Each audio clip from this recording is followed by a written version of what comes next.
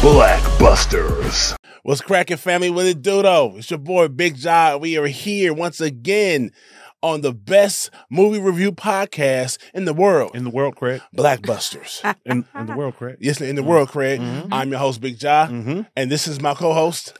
I'm Tone, but I'd like to give a shout out to my sponsor.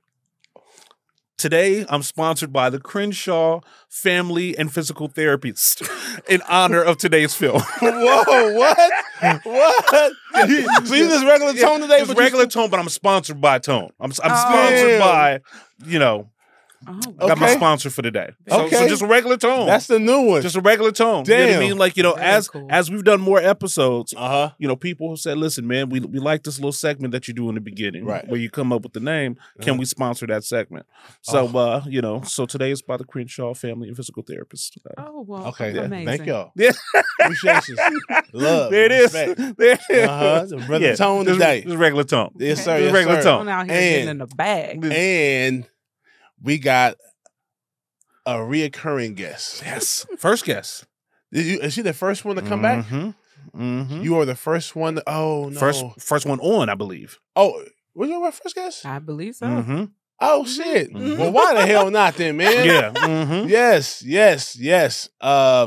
Persephone. Hey! There she Persephone is is. back. There I she am gracious. is. Yes. We talked about this a while ago, and it's something that had to happen. When I did this movie, we had to have you back. Absolutely. And I don't know if y'all know. Should I get to the movie first? No, I'll get to the movie first. The movie we're doing today is Love and Basketball. Mm-hmm. And Love and Basketball, a movie I cherish. It's a throwback film. It came out in 2000, written by Miss Bythewood. Or Bithwood, I think it's Bythewood. Gina Prince Bythewood. I apologize if I'm messing your last name up, but written and directed by her. Stars Sanaa Lathan, Omar Epps, Glendon Chapman. Mm-hmm. Great film. Mhm. Great writing, great directing, great film altogether. And it's surrounded. The name is Love and Basketball, and that's exactly what it is. Yep. A movie about love, a movie about basketball, Mhm. and I think it was a great story, starring Omar Epps and Sanaa Lathan. Yep. Quincy. Quincy and Monica. Quincy and Monica. Second Quincy he played. It is Because he was was Q, Q. Quincy He was and Q and Juice, Juice. and he was Quincy again in Yeah. Love and Basketball. Boom. That's dope. Yeah. Oh, hey, look at the tone facts. Yeah, tone facts. Yeah. Tone facts. Yeah, yeah. Yes, sir. Say with a little pride. I Like, see. So- did you know? Wow. You said it, man. I love that. Excuse me. He I'm about was- to learn he was something cute. today. Yeah. I got And, some little facts myself. Get too. some facts I in, you know what I'm might saying? Slide it in there. If you got some, throw them out there. It's all good. I read up on it a little bit. Read up on it then. Yeah, and the director said she was originally going to name it Next Door. Uh-huh. The movie was gonna be called Next Door. The first thing coming to my mind is horror film. Yeah. I don't know why. Right. Next Door. Right. It got too much mystery. Or something Mhm. pornographic. Next Door. Yeah. Right. Yeah, Next Door right, Volume Next Door. 3. You seen that? Next Door. The back door, maybe. Yeah, back door. Next door. Oh, shit. Paul's talking And about the back door we go. So funny. The Next Door. I like Love and Sister Basketball, Bythewood. man. Thank you. No, Mhm. I'm glad you didn't do that. Yeah. Mm-hmm. Next Door. The movie. If the movie was the same, it still would have went. But It'd make sense. yeah, Love and Basketball is so much better. You know what I mean? Yeah. Mhm. Like I said, starring Omar Epps, he plays Quincy, a young brother that lives in the suburban part of LA, Baldwin Hills. Mhm. Baldwin Hills. Those who are from LA know exactly where that's at. He's the son of a Clipper, Yeah. a NBA star Mhm. named Zeke. Yeah. Zeke McCall. See. Yeah. Spoiler alert. Zeke ain't shit. Hey, if you haven't seen, this movie is 23 years old. Yeah, If you yeah. ain't seen it yet, then ain't no Right. spoiler alert. You should have If just you said, spoiling anything, you too young. to yeah, watch playing it. playing but- ain't shit Zeke. But hold on. He ain't all just ain't shit. Yeah, I know. Okay, yeah. I know. Whoa. Yeah, that's why you here. That's why you here. Yeah. Let's talk about, because he for sure ain't all the way ain't shit. It's mostly full of shit. No, not even mostly. Okay. Not even mostly. We'll talk about it. From a woman's perspective, His he name, was pretty ain't shit. and his name, and that perspective is not always the most natural or the most logical. Okay, Don't do You know what that. I'm saying? But We don't want to start okay, this ain't that show. But we're gonna touch on that a little bit. Okay, so Sanaa Lathan. Mhm. Ooh-wee. Let me just have a moment to myself. Okay. All right. In front of y'all. Okay. Sanaa Lathan, man. Mhm. I was a freshman in college, and I wanted her bad. Would have risked it all. Oh man, I broke into the theater. Not broke into, excuse me. You snuck into? I snuck into the theater Mhm. as a freshman with the homies, and we watched this movie 4 times. One time we paid for it, and so it was 3 that times. was good. You supported Black I still business. support it for sure. Yeah. Mhm. But I think little did I know later on that she never played basketball before. But I knew she can hoop Mhm. by watching her.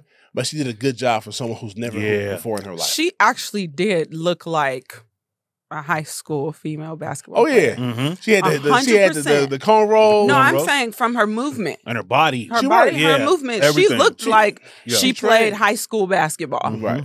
She So not trained- college. Not college.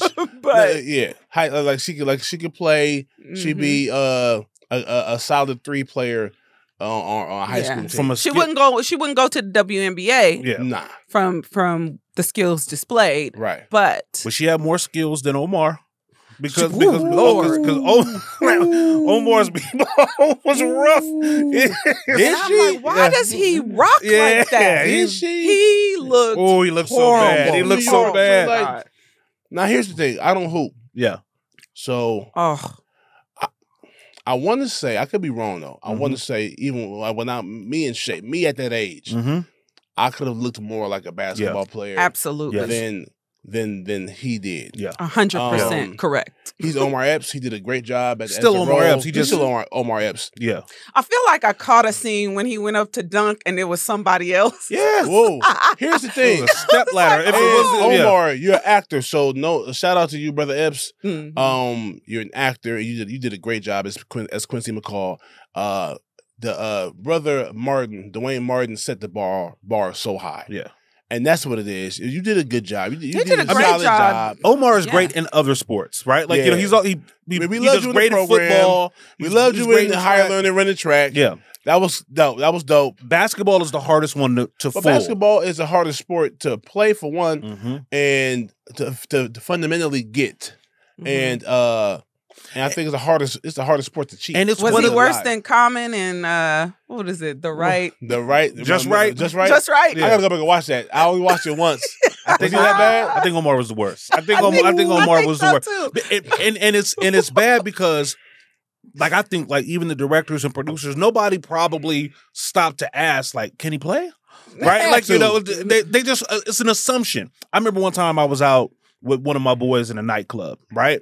Mhm. And we're out there, we getting it, and then I realized, like, I don't think this nigga can dance. Your Right? homeboy. My homeboy. Oh, you know what I shit. mean? Like, you know, because Yeah. his shoulders is up when they shouldn't be, and his Yeah. moves are jerky. And I'm like, yo, nobody taught him how to dance. Yeah. Right? And I Did just you help realized, him? no, I couldn't Oh. at that moment. Yeah, So I you- feel you- like, you at the club already. yeah. Yeah, I feel but like, just tell him stop. Yeah. Maybe. but I just maybe. realized it. So it's almost like they might have been on the set. You know what I mean? Like, they shot all the other scenes and Action. action, and then somebody Right. was like, "Yo, Yo. did we vet his?"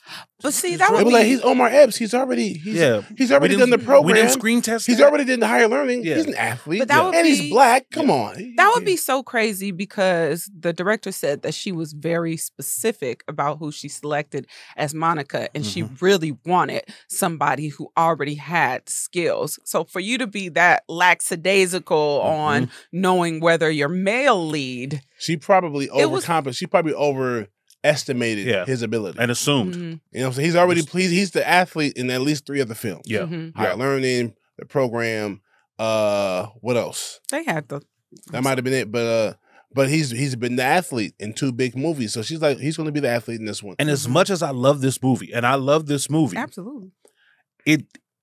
his ball skills take away Does it from really, nigga? They had the doesn't- nerve to have him do behind the Yeah. back reverse layup. He's and supposed to I be swear, all world. Like he's supposed to be a lottery all pick, world. bro. And it's just like He's supposed to be Kobe. I don't see He's it. supposed to be Kobe. Yeah. Dang. It kind of takes You away. put it like, hold on. All right, does it? I think this. I think the reason why she said, you know what, F it. We're gonna go with Quinn. We're gonna go with Omar Epps. Mhm. They was like, but he's trash. Mhm. Mhm. But the love story is so strong. Mm. Mhm.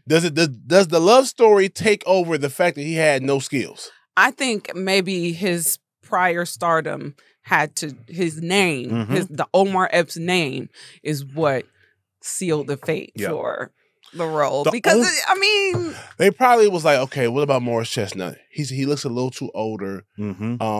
Can't play the young man He can't at play that the, point. he can't play the high school. Yeah, can't do the high he school. can play the college senior. Yeah. Like he did in Higher Learning, Mhm. but that was even what 96. Yeah. 98, I think, Mm. Higher Learning. This is 2 years later, and he hey, we can't go Morris Chestnut. Yeah. And Omar, I don't know. I feel like did he play basketball? Morris Chestnut? Because I've never seen it. I've never seen him with a He ball. just I've never seen it. He don't Could got have been the the same look. mistake. it could well, you never know. Could've been the same Here's the mistake. thing. Here's the thing. How many dudes do you know that just don't know how to play basketball? Mm-hmm. Sadly, a few. No, that you grew up with? I say this. Mm-hmm. I say this because like even on my football team, right? In high school, we would go football team season and then we would go straight into basketball season. Mm-hmm. And a lot of the dudes on my basketball team, our basketball team was always kind of whack at the beginning Mm-hmm. of the season because our football team always went to the playoffs. But once the athletes, Oh, and once the athletes, we still Join, in the playoffs. So now basketball season already started. yep. Mhm. So now basketball is suffering because Right. we got a lot of our best athletes playing football still. So now almost everybody I knew, I was like the only dude that didn't play basketball. know what I'm saying? Mm. So even in the hood, the homies I know that can hoop, like niggas be hooping. Mm-hmm. So to find out that none of these niggas know how to play basketball, I mean, are you saying they're not nice or can they dribble and like do a fast break up the court? Because I know I grew up with athletes, so I just grew up with So niggas that they play. could do like basic dribbling and a fast break up the court, but when it comes to actually getting to the basket, Mhm. slowing yourself down when you need to, footwork, all that, your actual shot, how much You too? strength You don't know the needs niggas that to can be play? put I like. into shooting a layup. Like sometimes I know a lot of guys that look real rough, Mm-hmm. right? Like like they know how to play. It's almost like park ball. You ever Yeah. go to the park and ball? Guys be drinking. You know what I Hacking mean? ass Like niggas, yeah. weeding. Mm-hmm. Like they look like football playing as black Mhm. black players, right? Or wrestlers. Yeah. To me, they look like wrestlers Mhm. playing basketball. But you can at least play though. Yeah. What do you mean by play? Is Well, I'm there a saying- skill set that's But, attached to just play, or you just know the For very example, Basketball I'm doesn't not- look like it's natural to Omar Epps. That's Right. what I'm saying. That's So for example, when I get on the court, Mm-hmm. maybe not now, 'cause I haven't bounced the basketball in years, but like when I was like high school, even college, and we would go to the RSF. The RSF is like the gym on our campus. Mhm. I would go up there and just watch. We would work out, and then we would go down there, and I would just go with the homies. They hooped. I didn't hoop. Mhm. I would just shoot around with them before they started hooping. And my standalone dribble, why you don't ever play, bro? I'm not. I'm trash. Nigga, you Right. can play, bro. I can see you can play. Mm. So no, nigga, I can't play. I can just dribble good as hell. I'm an athlete, so I can do anything Mm-hmm. solid. Mhm. I can throw baseball. I can throw football. I was a damn linebacker, but I could throw football like a quarterback. But you know what? I played basketball all from elementary school, junior high, high school, and college.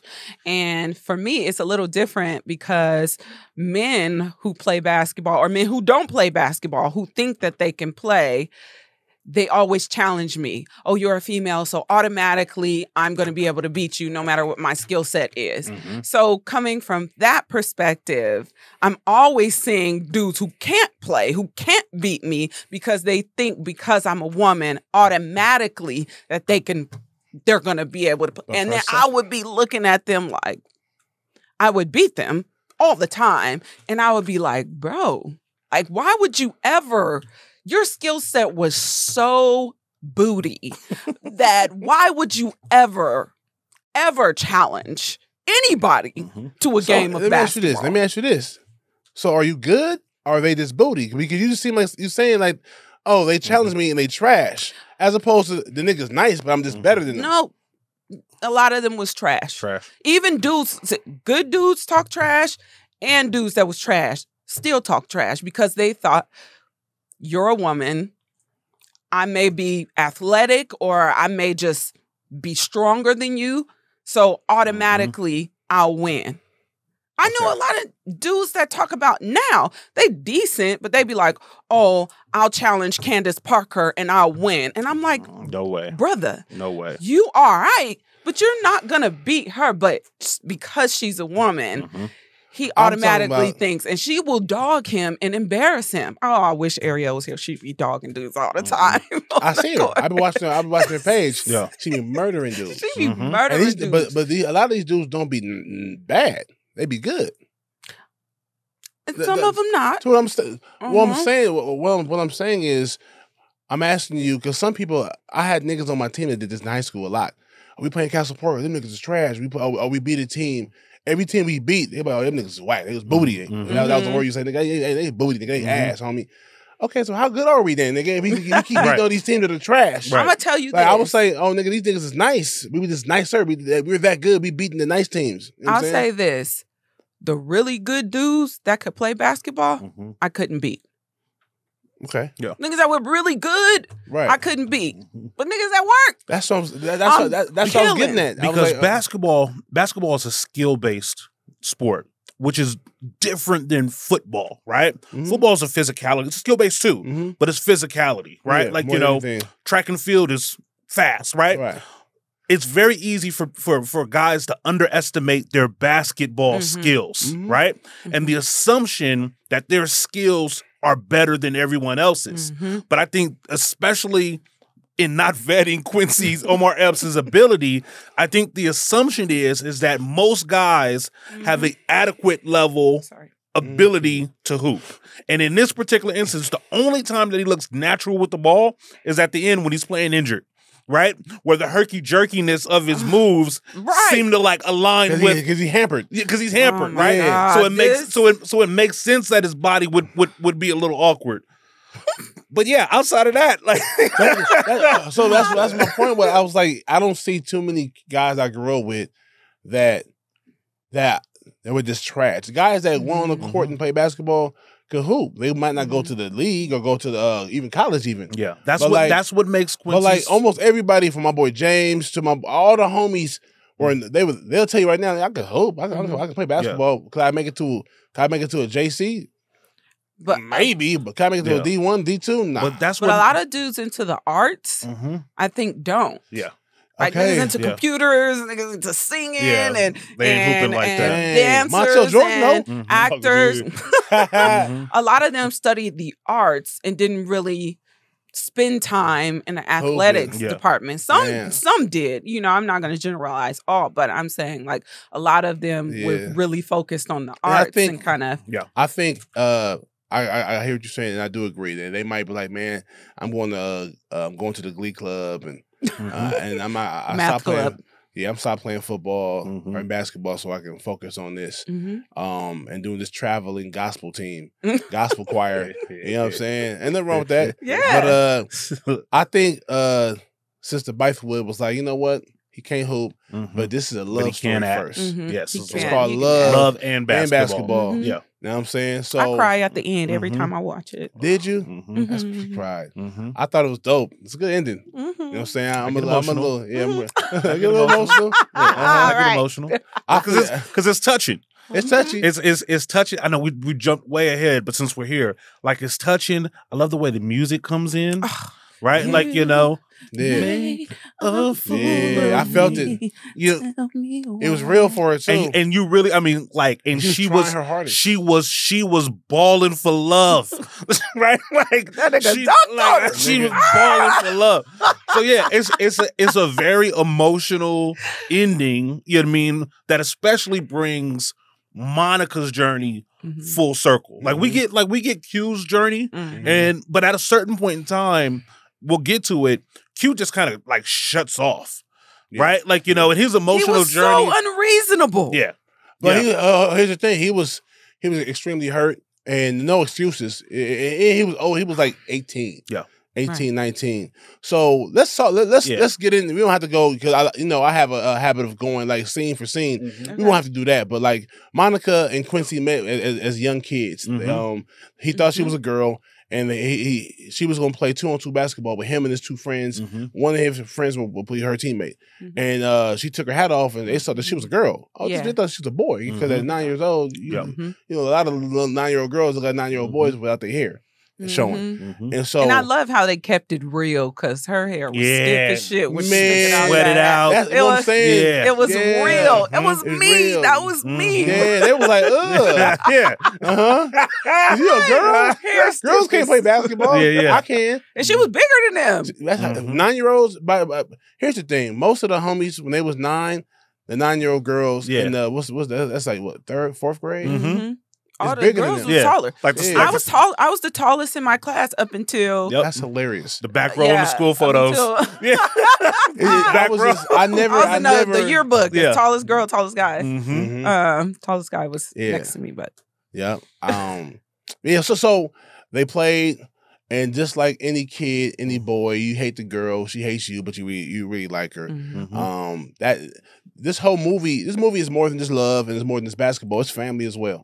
It's a lot of it's a family film, bro. And they all need therapy. And they all, bro, everybody in that family, everybody. You know what I'm saying? So that's what I'm saying. Like, so they fell in heavy like early. You know what I'm saying? 'Cause they went from him. She was winning. Her team was winning the game, and he fouled her, and she messed her face up. Yeah, scarred her for life. But she loved that scar. She looked in the mirror. She loved it. She loved it. That looked like a natural scar, so they had to write that into the money, huh? My homegirl, rest in peace. My homegirl Tasha went to Narbonne, and she played for Narbonne, and she was a guard. She went to Cal with me, and scrappy as hell, 5'7", but she went up against everybody. It didn't matter. She had her face busted. She's a real pretty girl, very pretty. She had her shit busted right here, split. She ate that. Stitched me up, man. Yeah, you know what I'm saying? She back in practice. They're like, you can't practice for like 3 days. She's like, you gotta let that shit heal because if someone touch it, it's gonna open right up. Yeah. So open up, could get infected. But like real hoopers, women, no matter how good you look, they like, hey, bro, this is they need that. You know what I'm saying? And it was a big girl that did. We saw it too at the game. Split her whole face up. Bam. I got some nice scars. War wounds. War wounds. War wounds shows I was out there. My shoulders, my knees. I'm so glad my face is cool. Amen. Young Quincy was a bit of a chauvinist. Oh yeah, for sure. There's a lot of chauvinism. Going back to his daddy ain't being shit. You know what I mean? That's how he was raised. Though. Yeah, right. Believe me. Right. I'm gonna give him a little credit because after he was talking all that shit, pushed her down, scratched her face up, he did write her an apology. It seemed like on his own and was like coloring and stuff, you know. So it seemed like he tried to make amends, and then he asked her to be his girl. Yeah, it's interesting because like when I was watching the movie, I kept asking myself over and over again, does Quincy really like Monica? Right, like it's obvious that Monica really likes Quincy. From like, you know, from the whole story. He did. But it was like he was, maybe I don't know if it was like from an actor's perspective or the character, but she just always seemed much more interested in him than he was interested in her. He had ladies. And he had he was distracted, bro. Yeah. He was distracted. Yeah, he had Gabrielle Union. He had what's the old girl name? Shay or Shara or something like that. Yeah, that chick, Shar Jackson. Yeah. So, and that's amongst the other girl that was in the bleachers that was like, hey, Quincy. He had the feminine girls, like, you know. So him, like, I feel like he loved her on a deeper level, and he was young enough to be able to explore the other options versus. And I think his love was even stronger and more real, more credible. Yeah, because he had options. He wanted her, and I forgot that like she represented a safe space for him. Like when his parents would be arguing, you know what I mean? Like, you know, late at night, he'd lift that window up. You know what I mean? Like, you know, would just, you know, head on over to her crib. The first that I saw that he was actually interested in him was when Boris Kodjoe showed up as her date at the spring Because he Always. saw her for the first time like that. He never seen her in no dress since the first day he met her. Yeah, she So was they- looking good. Her little body was bodying. So, come on now. You know what I'm saying? That silver dress, ooh, with the Maxwell going, good. ooh. Yeah. And so, real quick, also, and he was everything that she would like in a young boy and in the young man going into college and high school. She wasn't what he would want initially. Right. She was a tomboy. Yeah. She was his homeboy, if anything. She was like a Hey, homeboy. Give me a And ride he home. would probably get clowned if he actually like showed his love. He would I probably don't think get he clowned. tripped off that because he was the man. I But don't think he but would care about probably that. get clowned by his boys if he chose Monica, young tomboy Monica, Until she put over. that prom dress on, then they would have understood. They were Right. like, nigga. But think about high school boys. I think you're onto a fantastic point. High school boys rarely, I think, Especially at Crenshaw. rarely You're getting understood that like diamond in the rough. Mhm. Not yet. They didn't get it yet. Right. Like, you know, like it wasn't until like a couple of years after high school was where the you'd be like, prom. God damn, Right. or prom. Bro, right? there's a couple girls out here, they used to wear the baggy Ben Davises and shit, Mhm. the baggy clothes, and I I promise was you would her. never Yeah. see them. The homegirl, Amber, she went to Norman too. Amber White, shout out to you, girl. I know She Amber White is. I know, yeah. Uh-huh. Indeed, of course you know. Mhm. So she's a hooper. She dressed in Cal Grays all the time. We called her our sweats, Cal Grays, and or Cal Blues, whatever. And she had sweats all the time, sweats and slides all day. Yeah. She dressed up for Halloween as what's the girl, the wife of Fred Flintstone? Wilma? Wilma. I think so. One of the, she dressed and, up as and turned we that was shit like, out. Turned it out. I Yep. said crazy. You know what I'm Yeah. saying? So sometimes you don't know the diamond in the rough until you see them dressed out of they costume. Yeah. They normally uniform is their basketball stuff or there's regular sweats. That's what he saw at prom. Yeah. That's what Things changed. 100% what he saw at prom. Look, he looked at Boris Kodjoe and was like, Envious. oh, Yeah. oh. And Boris was cringe as fuck. Super cringe. Wait, oh my hold on, God. man. Super cringe. Cringe. He was Stole him out. cringe. Stole him out. He was in college, first off. Yeah. What are you Oh, that's doing right. at a high That's school right. spring That's right. dance? You know how I feel about the older niggas with the young girls and Yep. vice versa even. Yep. Nah, okay. I thought you meant his personality. He It seemed like a was. nice guy. It was cringe He though started when you watch it. he started off He was soft. rubbing her Yeah, shoulder yeah. on this side, and he was like, Is it cringe because he's doing that as a college nigga or as a young man doing that? He's 'Cause just- as a was, young man, it was that's her normal. reaction. Yeah. But she Her- awkward though. She was weird. she was uncomfortable, and so he was just like, "Yeah, loosen up, baby." And this fool was bringing out like all like the like hot guy mannerisms. You know what I mean? Like, He was you know, like- he was lipping. He was living. He was, you know, He was living. lip licking and LL Cool and J and mouth shit. smirking You had and to just squint, yeah. Get you something to the drink. light Yeah. skin squint. Like all that shit Yeah. that like guys that think they have a great face do, right? Like, you know, he's doing all of that at a high school dance. And they had the squinties. I ain't gonna Well, lie though, because this came out when I was in high school. Of course, you Yeah. When I saw him, I was like, So what you talking about cringe? You talking about now? As you got older? as I continued to 'Cause watch so it, you in the 10th grade, you over there like hot He and was bothered, you know what I'm saying? fine. I was like, this is the finest dude I've ever seen in my was life. Why he was did- that dude. But Okay. He was that dude. as What if he was a freshman in college? Doesn't matter. What? Wait, what was he in college? Huh? Was he? He was in college. Because He his was in sister was college, like, but- it was her friend, Regina hooked him up. Regina Hall, big sis, Yeah. hooked him up Yeah. with somebody from college. She was like, he in Right. college? Yeah. Is he a girl? Was he a freshman? He wasn't a freshman. I said that. I don't know if Oh. he was. Yeah. Because But he they looked weren't- grown. They weren't that grown much as hell. older. Her sister Monica and her sister Lena? and Lena. Yeah. They were I would think 2 years apart. Okay. You know what I'm saying? Like and so But he was an adult. Like, I think the he was an the adult actor Boris is at the high definitely school older than prom. 23. Yeah. But prom is also a gray area for that kind of statutory shit, right? Nah, like, you know, I remember the homegirl went to prom with a grown ass nigga. yeah, that shit happens. I said, man, I ain't gonna say no names this time because I was like, man, we was all in high school, like, fuck's you doing with this Yeah. nigga, man? Yeah. And this nigga was like, what's so y'all doing? He But looked There's a lot more of that going on in high Yeah. school Yeah. than Weirdo people like niggas. to talk about. Yeah. nah, we're them niggas. Yeah, But you right. But in terms of Boris, like the fix was in. Like this man was obviously handsome enough to like be able to to work wherever he was in his environment. Right. Mhm. This was like easy pickings, right? Mhm. Like, I'll go Mhm. ahead and take it to prom. I'll probably knock that shit out. You know what I mean? Like, Yeah. that was his whole I did knock mentality. down better. You know what I'm saying? Quincy knew once he saw Mhm. Boris, he was like, "Oh, she about to lose her shit tonight." Mhm. Yeah. Like, because today, no way. Yeah. There's You no know? way. There's Yeah. no way. No way, man. God. Mhm. That's why that nigga went You home about to go alone, prom man. unsmashed? Yeah. Nah. Yeah. It's not Wait, this happening. was spring dance, right? Spring dance. Senior dances in general. Oh. They got sweethearts. They got spring dance. It might not. Well, here's the thing. What time do you get your letters back? Your letters, your acceptance letters. That's towards the end of the Yeah, year. that's spring. That Yeah. is. So it had to be That's prom. right. It had to be Yeah. prom.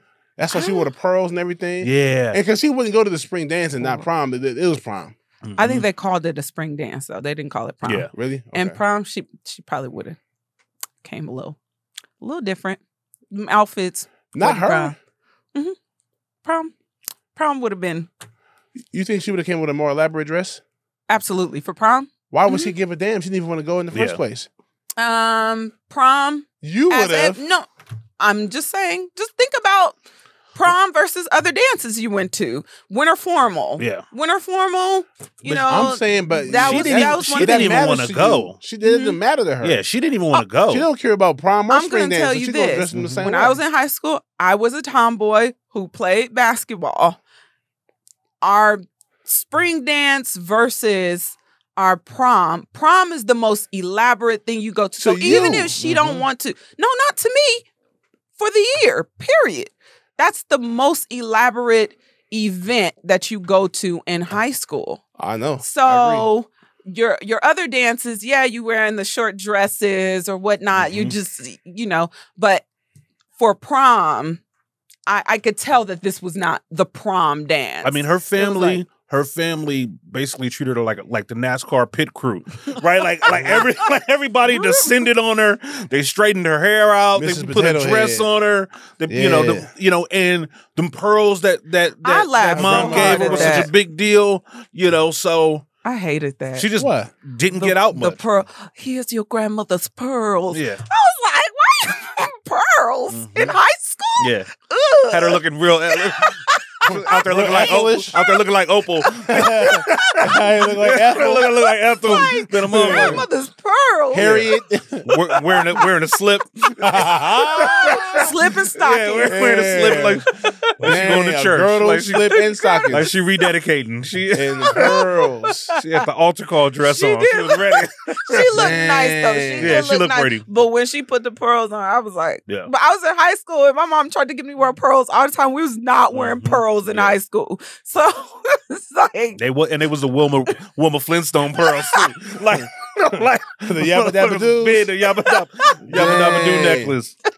Man. But I agree. But that's when they were, and they smashed that night, didn't Oh, they? yeah, okay, Yeah, like Well, no, a that's when girl everything wearing that type changed. of dress is not going to sleep unsmashed, man. Mhm. It gotta happen. It- Yeah, and she Well, made the was. decision.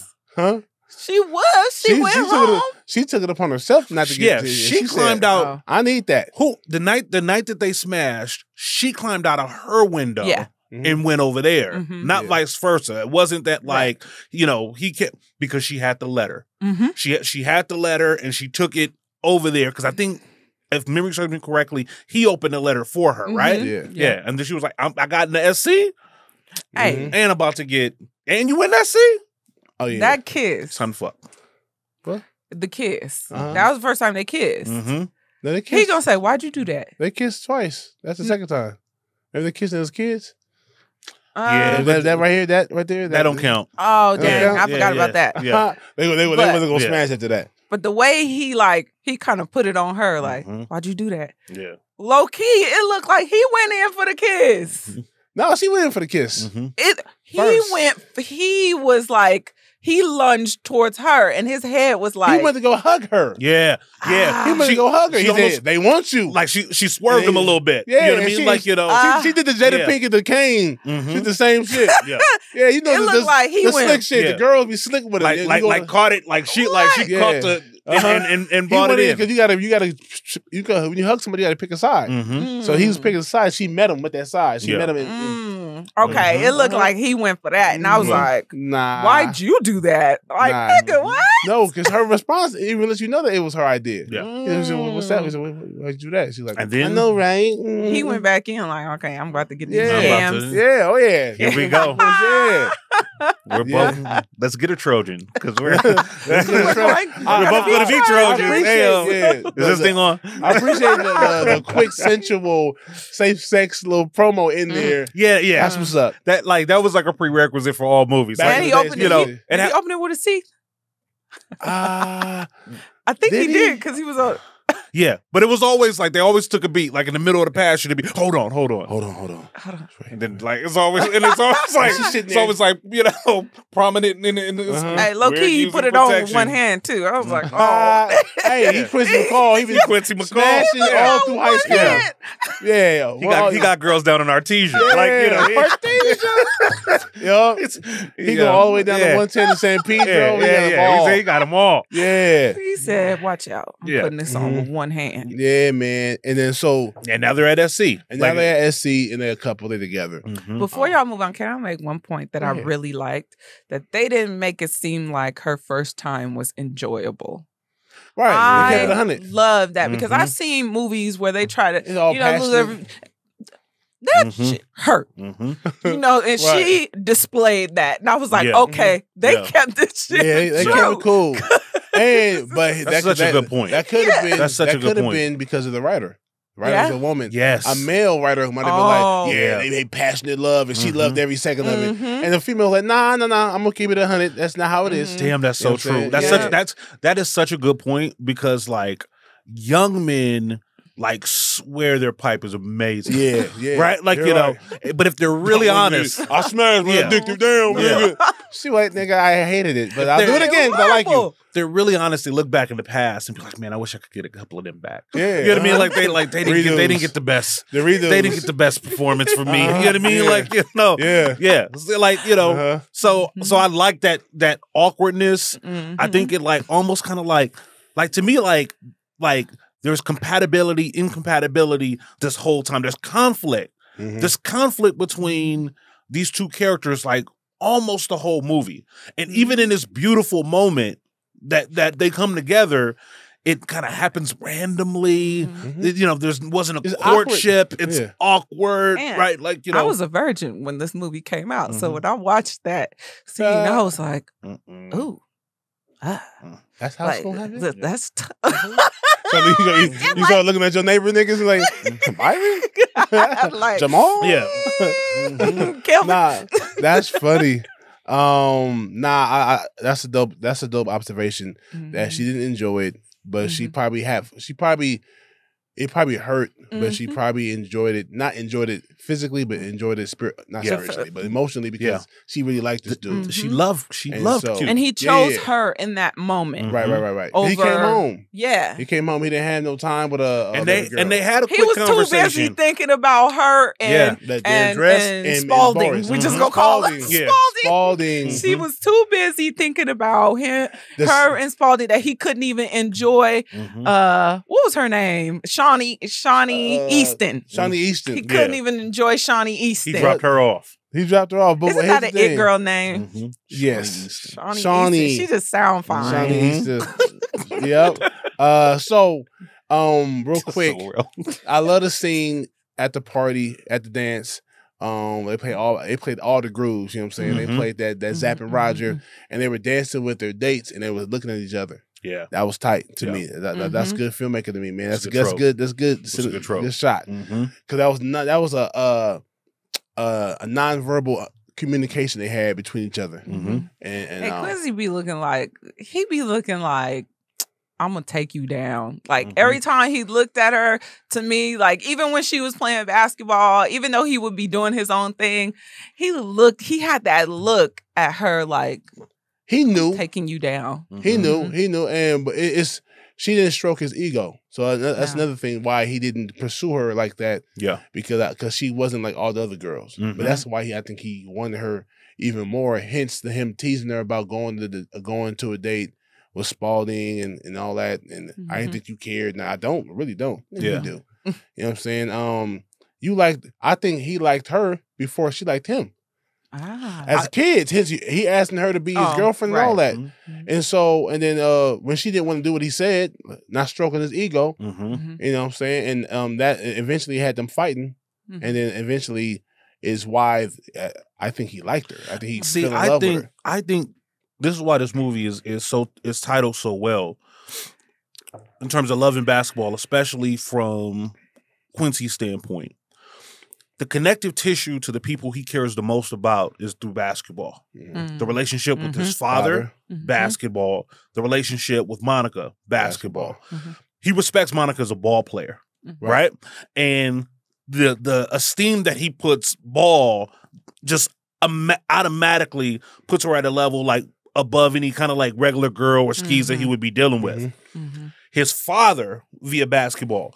So as we get to it later, once Quincy loses the love of basketball, he almost has to lose the relationship with both Monica and the dad because those are the bridges between the two. So once he loses the love for basketball, he's got to go through that whole cycle. And it isn't until we get to the end of the movie where he's able to love without basketball. Right. Right? Because he's damaged so tremendously when the relationship with his father falls apart.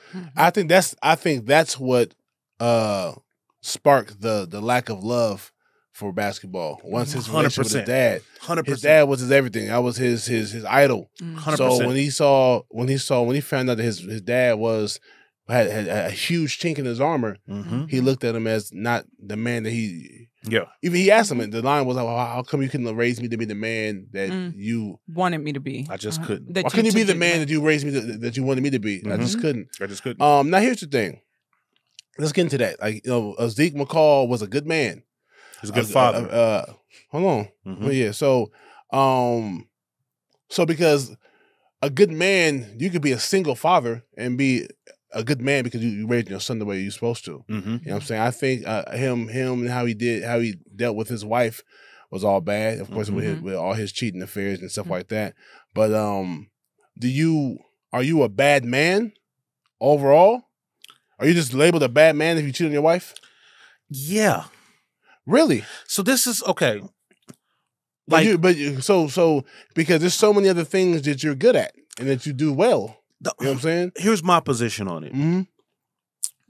When you jeopardize your family, a good man would never jeopardize his family. A good man would not risk the institution that he's created by getting some like ass on the side. And it's not just getting ass on the side.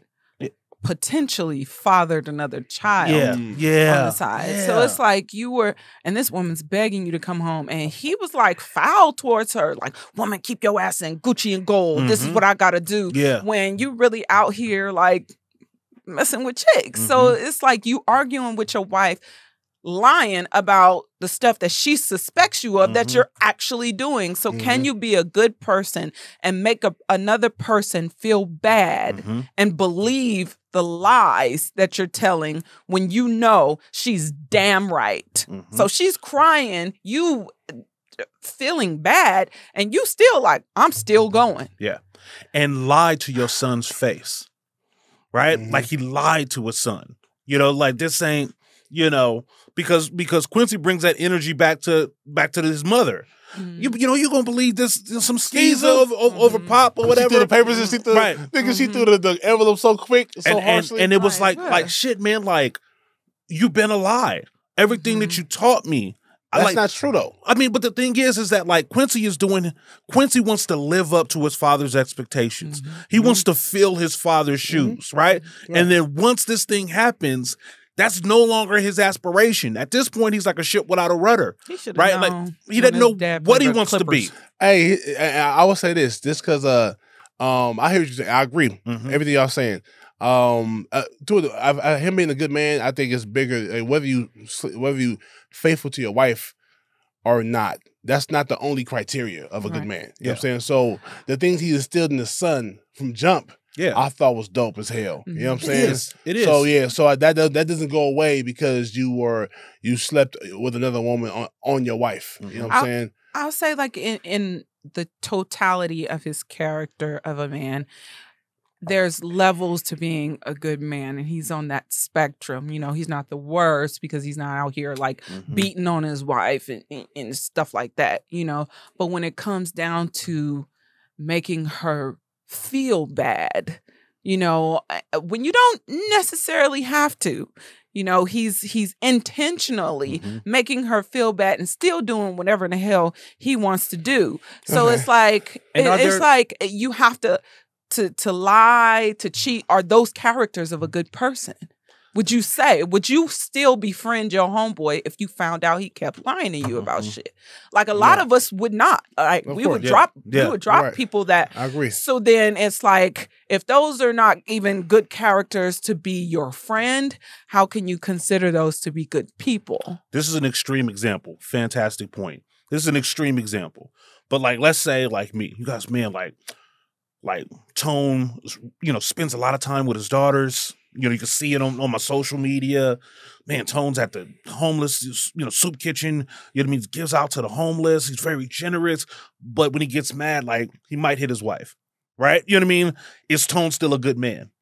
Well, like, you would think that particular transaction would almost, that, like, particular incident would almost be disqualifying of everything else, right? Like, you know, like, Zeke is a husband and a father, right? And he breaches the trust of like 3 of the 4 pillars that's supposed to, you know, stand the man up. So even though he gave good advice to his son, he did not lead by example, right? Like, you know, his selfishness totally disrupts. Who knows what Quincy might have been as a basketball player? Who knows what his life trajectory would have been had he not been wounded and bruised so much by his father? So like Zeke's selfishness poisons fucking everybody in the movie, ruins the marriage, and fucking ruins Quincy's life, or a version of Quincy's life that could have been much different. Quincy declares for the draft before he's ready because he's fucking done, and you know he becomes a bench warmer, right? Like, you know, he loses that passion, and his father took that by being selfish, and so to that end, that's why I say. Because you might be I always look at it like you ain't feeling it too much. Now I say hey, let y'all talk. Heavy-handed. Yeah, super heavy-handed. That's just not reality, bro. When I say that, as I got older, I promise you, I got a homie, man. Shout out to my boy Chauncey, man, from Detroit. I remember, I was like, nah. I remember, I was like 25, man, and I said his name. Now I shouldn't even said that. But like, can you still tell the story now? No, I'll tell another story because I was really like this for a long time. When I found out, even my homeboys, my homeboys like, bro, I was always a single nigga I was single for a long time. Very few girlfriends in my life, and I was single because I was doing my thing. I'm not gonna be cheating. I'm not gonna be cheating. None of that shit. So I'm just gonna do my thing. You know what I mean? And so the homies are like, bro, why you have a girlfriend if you're gonna do this, do that, and the other? Or why you gonna get married if you're gonna cheat? As I got older, it's not like I understand why niggas cheat, but I said, life is way bigger than just, oh man, I love my wife or I don't love my wife, so I'm gonna cheat on her. It's bigger than that. And so what you're saying, I do understand. Quincy clearly, when he did it to spite his father. His father was like, "Y'all stay in school, get your degree. The league ain't going nowhere." He's like, "Oh, so because I'm mad at you, and I don't believe in you anymore. I don't trust your word. I don't trust your guidance anymore. I'm gonna do the opposite of what you want me to do." Yeah, because you know what I'm saying. I look at cheating in those type of in a marriage with kids differently. The relationship 100%. that a child has with his father and the relationship that a child has with his mother are different. Right. Men, and I'm sure you guys could agree with this, are very protective of their mothers, right? A lot of men are very protective of their mothers. So if your hero does something to affect and hurt one of the person that you're most protective of in this world, then it really kind of does shatter your entire world. And a lot of people are not able to work through those emotions healthily to get to a point where it doesn't like ruin everything for them. So I think as a young man, now you disrespected my mom. So now it's like, not only like the relationship between wife and husband is one thing, but now you're dealing with being the And now, if I was Zeke, I'd be like, bro, I'm grown. Been grown for a long time. You 18, 19. There's not enough knowledge that you have gained over the years to really understand what's going on. You're mad at me not getting I lied to you. I shouldn't have. But sometimes you definitely lied to your daughters already. I know they're not 19 or 17 or 18. They're younger than that. You're going to lie to your kids. They don't need to know. I just want to tell you the truth. I just tell you, I'll admit things because I don't have to tell you what's going on with me and your mom. You know what I'm saying? I don't have to. Well, not even telling. Yeah. So fast forward to like him. He basically never made up with his dad. Yeah. I don't see that. I don't see that not being a realistic outcome of Quincy and his father. His father no reconciliation. Right. No reconciliation. Here's the thing. My thing is, if you get pissed off at your father for cheating on his wife, on your mother, like one of my homeboys who went home and squared up with his dad when he found out, like, you better not ever cheat, bro.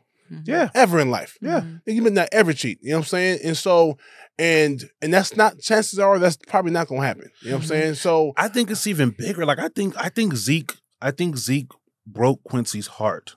I get that. Right? Like, tried to, but it wasn't like he like, get over it, son. It's the man shit. Y'all be holding on to stuff for a really long time. Y'all trying to make it seem like we do. Nah, niggas are traumatic. But you also got to look at his mom. Even after he tore his ACL, his mom still looked like she was torn up when he saw her at the hospital. Yeah. She looked like she was just as mad at him as she was back then. So it speaks to me, right?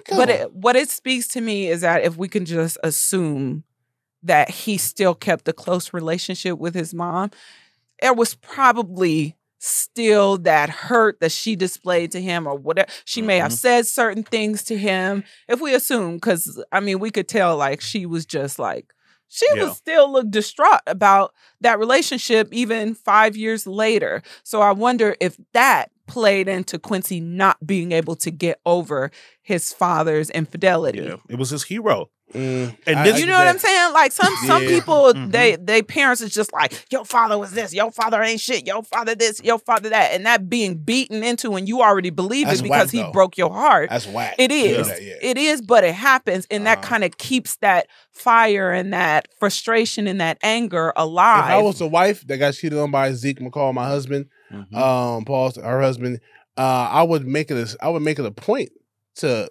encourage Quincy to stay with his father and still be there as and in that relationship. I just think that he didn't deserve not to have his wife. Of course, she got to dip off, but he didn't deserve.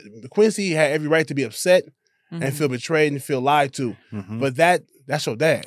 That's not realistic to me. Yeah, I think like it's even like deeper than like I think everything that you said earlier about like men protecting their mom is 100% true. I think in this particular case, like the pedestal that Quincy put Zeke on was so high. I mean, he looked up to his dad. He loved his dad. And when he found out that what his dad was presenting wasn't real, it's almost like someone pulled the rug out from under him, which goes to like the point that you were making earlier, which is Monica's response to that hurt and pain with Quincy. Like, is Quincy being very unfair and not like having the right compassion towards Monica, or was Monica incorrect in misreading just how hurt Quincy was? You talking about before she went in? Exactly when you know the news breaks and you know Quincy finds out that this is going on with his dad. Let her go to her curfew, nigga. Right. Chill, bro. Stop being the hoe. He was tripping. He was being the hoe.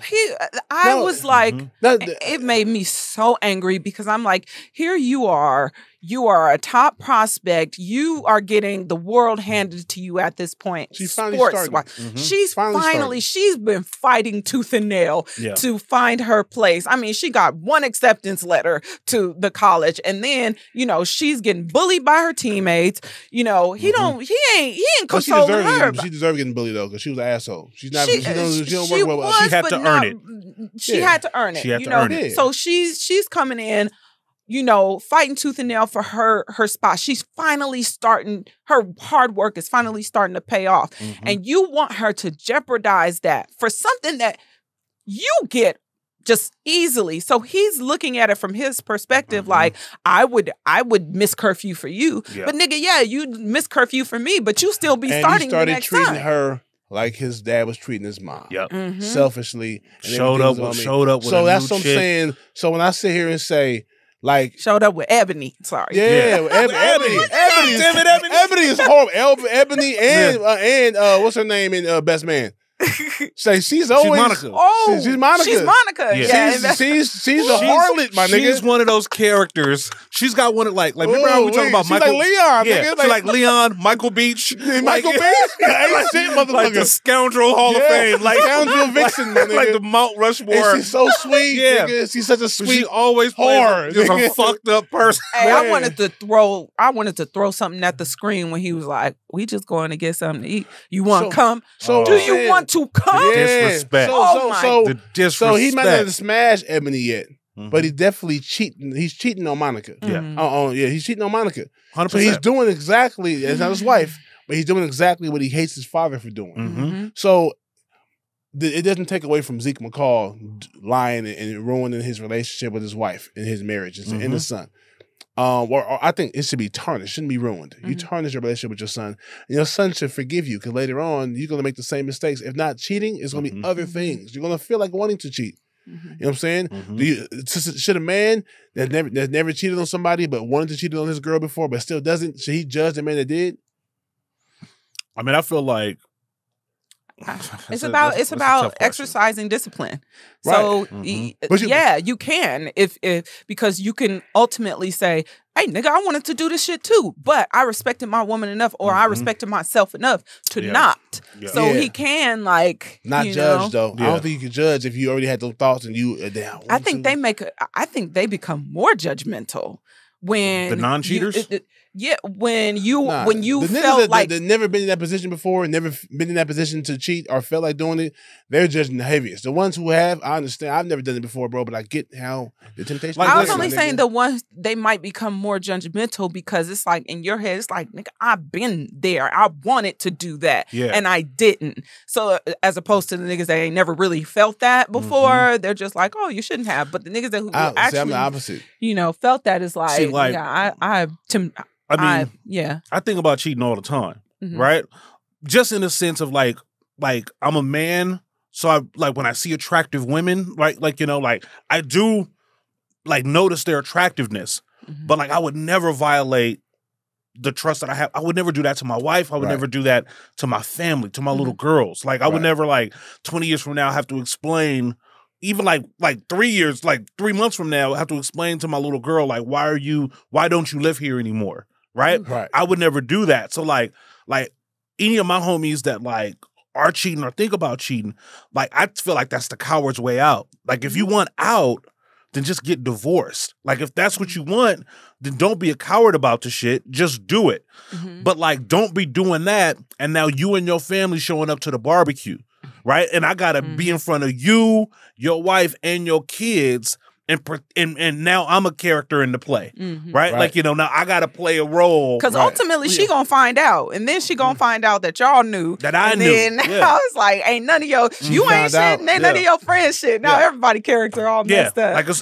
it's all bad. So to me, I'm this is just me. I take them vows hella serious. As you should. and Amen. and men that make that fucking promise, I'm like, man, it's to me it's the ultimate act of selfishness, right? And weakness. and weakness and weakness. Oh, Very I love important. hearing this. Very I love important, hearing right? this. Hilarious. But And I here's think the it's part thing. and parcel. And with that being said, that some of the homies is not homies, but some of the niggas out there, men out there are weak. Mhm. And human, weak, and weak to the flesh and all that. And every relationship is different. Mhm. Every marriage is different. You know what I'm saying? Some people bro, I love my wife to so much to where I'll never do this because I don't want to risk losing her and my children Mhm. or losing the respect of my kids. And some dudes is like, bro, my marriage ain't like that. Yeah. My marriage, you know what I'm saying? I love my kids just is as strongly as you do. Mhm. But my wife, our situation ain't what it used to be. Yeah. He kind of insinuated that I was real young when me and your mom got This together. is- this Are you is- telling me my mom trapped you? No, I'm telling you. Just listen to what I'm saying, man. Mhm. This is That's a good that's what point, let you Job. know how protective he was of his mom. Right, but here's Mhm. the thing: he's also That's a being good protective point. doesn't mean you're right. Right. You know what I'm saying? Mhm. I've heard some hard conversations between loved ones, husbands That's a and good wives. point, yeah. My father talking to my sisters. about certain things. I'm like, damn, this you saying it to your daughter, and it's making her upset. You my dad. You telling me this? I'm a real nigga too. Mhm. And I'm telling you the real. This is what people are going to look at when they see you make these decisions. I'm your father, and I think you're going to tell me the truth. But everybody don't respect you the way I respect you. Right. You know what I'm saying? So I'm telling you, son, your mom. I remember my father telling me things to finally, because my mom never said no bad shit about my dad, and my dad never badmouthed my mother in front of me until one time me and my mom got into it, and I told her how I felt about her leaving my dad years ago. You know, and I was 11 years old. My dad came and scooped me up middle of the night, and I'm about to get my ass whooped. I didn't cuss my mom out, but I damn near 11. And my dad he broke it down on why they got divorced. So this is 3 years prior. My parents got divorced when I was 8, and now I'm 11. So he broke it down. Bad, good and bad. Your mom left me because I did this, and I'm like, oh shit, nigga, you did this. Yep. I never knew. I just told my mom was an asshole for leaving you because he was the greatest nigga in the world to me. So my mom never told me why she left my father. She just said we just couldn't live together. We couldn't be married no more. And I thought she just left her because she was tired of being with him. I'm like, okay, no, it was bigger than that. So when my dad broke it down, he also broke it down to why my dad would be upset with my mom sometimes. I didn't notice about my mom because your mom is perfect. My mom is perfect. You know what I'm saying? Right. But she's my mother. You know what I'm saying? Right. I don't know her dirty deeds or her misdeeds like my father might have or Zeke might have. You know what I'm saying? Not sitting there saying that she deserved to get cheated on. No, I'm just saying like their relationships seem to be at odds. Here's what's really different. It's a very important share. And I appreciate you for taking us through that. Here's the important difference, though. When Zeke had an opportunity, because when Quincy asked him, why couldn't you be, the man you was telling me to be, that was Quincy's last olive branch for a relationship with his father. If his father had turned and pivoted and did the same thing that your father had did and explain to Q, I got early, help me. Quincy was like, help me understand why this happened. And Zeke didn't have nothing for him. And he jumped on the phone. You told him my mom trapped you. He wasn't trying to hear none of the reason. No, I'm referring to when Quincy is laid up in the I don't know if he's in the hospital, but when he asked him why couldn't you be the man, the answer I just couldn't was not a good enough answer to have a further relationship with your son. Because Quincy didn't accept the first one when he said, there's 100 women, that's at the game. Ultimately he gets down to there's one, that's so true. It's so true. And that wasn't good enough for Quincy. Yeah. And I don't think he didn't have nothing else because it seemed like his mom was a good woman to him. And it's like, how do you justify cheating on a good woman? How do you justify ruining the relationship on a good woman? Yeah. They're ultimately. Yeah, we don't. And this is not the podcast for that, but of course there's some people that can answer that question. But for the sake of this podcast and for the storyline, she did seem like a good woman. I don't see a reason why. She was beautiful. She was taking care of the home. She was stylish. He was doing it stylish. Yeah, checked all the boxes. It's not like she was like Yeah. And so some people feel like, well, she was taken care of very well by her husband. You know what I'm saying? And the husband was a good father, great father to her son, to their son, and he was taking care of her and everything, financially. But what was she begging for? Yeah. She was begging for time, and he was giving it to other women. Yeah. And it's like, bruh, if you've been gone all weekend, all week, then you come home for a second, and now you lying about going to spend time with other women. What if the movie was like this? This would have made Quincy feel even worse. Hey, man, I love you, and I love what me and your mother have created you. I ain't never been in love with your mother, man. I married her after she was pregnant with you. That makes so much more sense, though. Yeah. Like that makes so much more sense. I felt like I wasn't gonna be a weekend dad, man. I was gonna take care of you, take care of her, because she's having my son. She's having our son, but I never Yeah. really. That's a cold thing to say to your son. Mhm. But that would have, to me, that Probably would have crushed him. But that Yeah. could have saved the. That could have You saved. sure? Yeah, I don't know. because Quincy that is could Quincy. have. That could have. Hey, That I think if he kept it as 100, the older when he was in the hospital, if he would have had that explanation, Mhm. then I think it would have meant I more get to it. him. He would have Yeah. understood I it. get it. yes, he needed know? to understand. but even Mhm. then, I don't even know. But Zeke didn't seem like he didn't love his wife. He seemed like he didn't. That there wasn't enough love there. which is You know what I'm saying? Or maybe they grew into that. Who knows? That I mean, Mhm. not sitting there saying that he wasn't cheating on her when Quincy was 9. Yeah, They didn't show that he was in love with her. I didn't get that he was in They love didn't with show her. that Monica's parents were in love either. Ooh, Yeah. her parents. Really? Oh. This podcast, family I said therapy. This movie is about more than just love and basketball. Family Love, therapy. basketball, and Oh family. yeah. mm-hmm. Because like we breaking down the McCall family. Let's talk about the Wright family. Yeah, Ooh. Man, because here's the thing.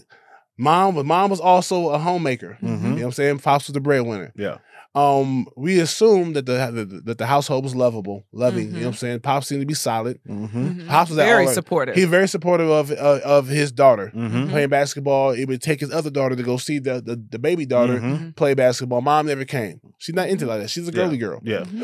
Excuse Prissy. me. Yeah. So, it's crazy how the relationship between Monica and her mother was sour. Mhm. Not sour. It's not even estranged. Kind of like awkward. They're polar opposites. Yeah. Polar opposites to where, but that shit was low key toxic. yeah. Like, and, like I think worse than sour. and whose fault was it? Whose fault was it that Monica and Monica's mom, Mama Wright, whose fault is it that the It was her relationship mama's fault. Yeah. I'm putting it on It mom. was her mama's fault. I'm Wait, putting it yeah. on mom because she said she only came to 2 of her games out of, out Wait, of 1,000. but And if Camille that's Wright, what you're is love- that the problem though? Is the problem that the game she didn't come to games the problem? It comes down when I say like it comes down to support.